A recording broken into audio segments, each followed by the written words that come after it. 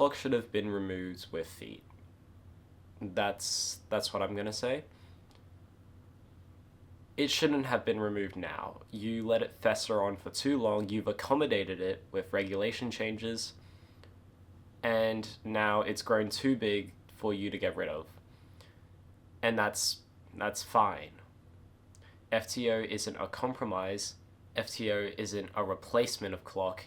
One that is coming in and basically trying to fill in the space of one of the most accessible events in the WCA. There's no doubt that clock has been one of the more silly events in the WCA. I don't want to say any other words right now because I'll get to them later. It's the only three-sided puzzle, I guess. It's the only one that doesn't need you to solve by color. It is rather solved by orientation of clock pins. And it is by far the most unique and strange puzzle in competition right now. I don't think it fits under the category of twisty puzzle, and in that case, it shouldn't be added. It shouldn't have ever been in the WCA. However, it was, and it was in the first rendition of the WCA regulations, in the first competitions, because it was called the Rubik's Clock. And it stayed up until now. Mainly because of that, but also, as of recent years, which is post-COVID, because of innovations such as the Qi clock, development of methods like 7-simul, all that sort of stuff. I'm not going to talk about FTO. I don't know anything about it, and I'm not someone that you should trust in any opinion on events that I don't know about. I think to understand my perspective, if you don't already, you need to understand what kind of solver I am. And early this year, I released a documentary called Cube, which basically had this whole message about catering to spectators, opening their eyes and showing them this wonderful sport that I've been competing in for the past 6 or so years. This isn't what the sport should be. I'm sorry. I tried really hard to get into head-to-head. The WCA has been through a very long list of strange regulation changes and new additions that I really don't think would help its success in the long run. And you can argue that, oh, it'll bring in more sponsorships, it'll do this, it'll do that. I don't think, unless you're thinking so long term that competition would basically be fried, like completely dead before it comes back up, I don't think it's worth it. At the start of the year, we had head-to-head introduced, which is, I don't know. Head-to-head, especially in the format that the WCA implemented, seems to be, in my opinion, in just my own thoughts, a very tacked-on kind of addition into competitions to make it seem more interesting and more hype than it really was. And it was. I went to Melbourne Summer, it was great. We really got into it. But the head-to-head system also has its flaws, which many people can agree do exist. Simultaneous solving is weird to keep track of, hard to manage, and just not good. The wait times are weird, the scheduling's a mess, and it's prone to stupid shit happening like Ryan Pilot grinding out 3x3 solves. Speedcubing isn't a head-to-head sport. I want to say that speedcubing is a sport, and I want it to become one. I'll keep saying that. That is my perspective. I think there is certainly a competitive aspect, and like any other competitive thing, it can be taken seriously, and it should be taken seriously, at least for a tiny amount of people. What it is not is a head-to-head sport. It is not football. It is not tennis. It's not like chess. Speedcubing is not chess. It's not a competition sport. It's a comparison sport. which makes it more similar to something like Trackmania, something like golf, something like rhythm games, where you wouldn't be directly affecting another competitor. Something like track and field. It's not racing, it's time trials. And that's perfectly fine.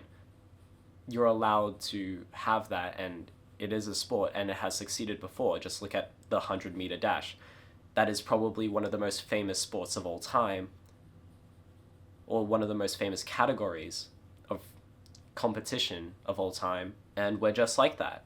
Speedcubing is just like that. So, making it about head-to-heads, making it about all this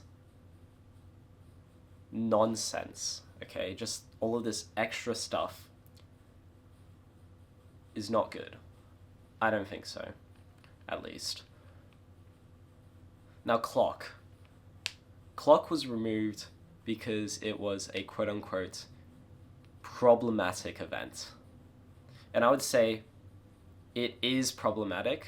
It was problematic as being conceptually different compared to every other physical puzzle inside of the WCA.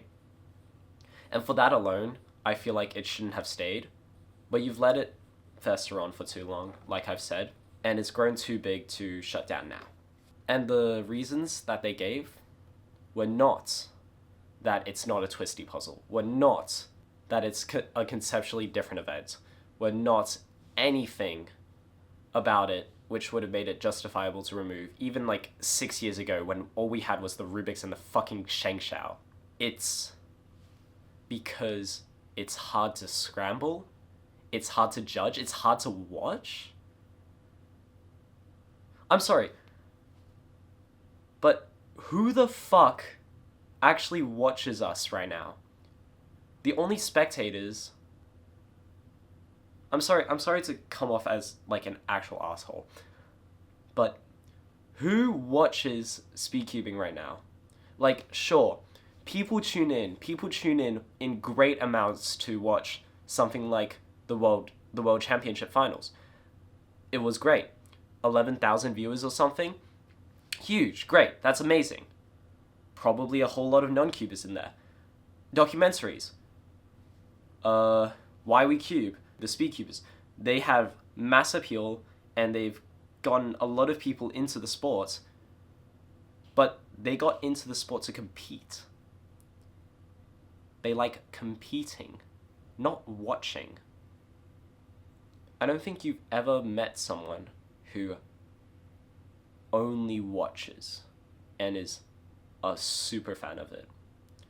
I don't think speedcubing has the equivalent of Bob in the pub cheering on Arsenal. I think the closest you're gonna get is a supportive parent or a group of friends who really just get dragged along there and say, wow, I don't know what you're doing, but it's really cool, keep it up, it's great. They aren't here for spectacle and speedcubing, they're here for you, which is perfectly fine. Speedcubing shouldn't ever be a spectator sport. You shouldn't focus on it being a spectator sport. For a sport where the main spectacle is in records and consistency and performing in rounds where it matters, it's nothing like a boxing match. I'm really trying to think about this because I'm really bad at talking. I'm sorry. I'm gonna go back to the problematic bit. What do you mean it's hard to judge? Flip the fucking clock over. It's fine. It's easier to judge than blind. It's easier to judge than blind, okay? And you're gonna keep that. You're definitely gonna keep blind. Why would you get rid of it? It's not hard to flip a clock over and see that a bunch of lines are sticking up. It's hard to watch. 2x2 is hard to watch. Pyraminx is hard to watch. From a distance. You can barely see the fucking puzzle. You blink, and the solve's done. It's hard to scramble. Oh, it uses a different sort of notation. So does Megaminx, so does Square One. Megaminx always has the same number of moves every scramble. So does Clock. Clock and Megaminx are probably the most consistent and easy to scramble events if you think about it that way. I think that this decision was extremely hasty. It was an overreaction by the board, and in their hopes to completely drown out the controversy that was Clock World's finals last year. And I understand that because of something like that, something should have been done. Something should have been done to prevent misscrambling at the largest competitions, where money and pride and status is on the line. People shouldn't be fucking up how much they turn a dial on a clock. This is still an incident. It's not a consistent problem. It's not a consistent problem, especially in major championships, if you actually bother and try and make it like a non-issue.